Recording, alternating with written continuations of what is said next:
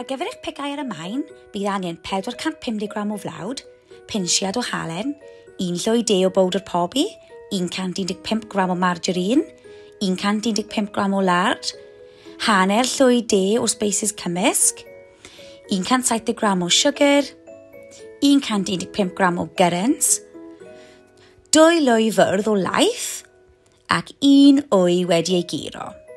Sicrhewch fod eich dwylo a'ch wyneb gweithio yn lan cyn dechrau. Yn gyntaf, rhowch y powdr pobi a'r halen gyda'r blawd mewn powlen cymysgu.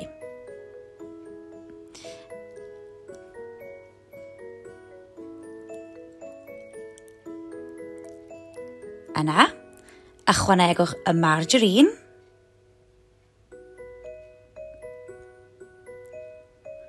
a'r lard at y cynhwysion yn y bowlen a'i rwbio gyda'i gilydd nes ei bod yn debyg i friwsion bara man. Gnewch yn siŵr eich bod yn cael gwared a lympiau mawr trwy rwbio'r cynhwysion rhwng eich bysedd. Ychwanegwch weddill y cynhwysion. Mae llaeth ar wy yn wlyb ac felly'n helpu'r cynhwysion sych i lynu at ei gilydd mwyn gwneud pêl o does cadarn.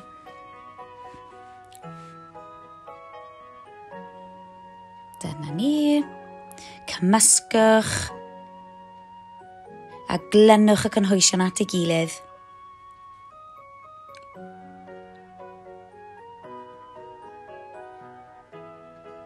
A dyma'r pêl o does. Nesaf, rhowch flawd ar eich wyneb gweithio fel bod y bêl o does ddim yn glynu. Rholiwch y bêl gyda'r pin rolio nes bod trwch o tua 1 centimetr. Os ydy'r bêl yn dechrau glynu at eich pin rolio, rhowch fach o flawd ar y ddau. Gnewch yn siŵr bod y trwch yr un peth yr holl ffordd trwy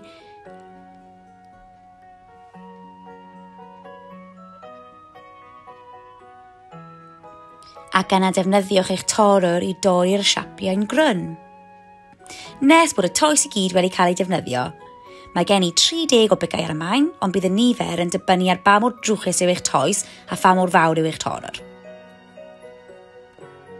Rhowch ar fadell neu badell ffrio sydd ar res canolig am tua munud.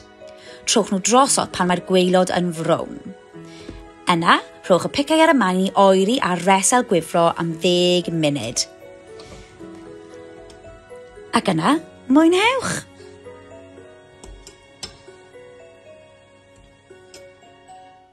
Hwyl fawr!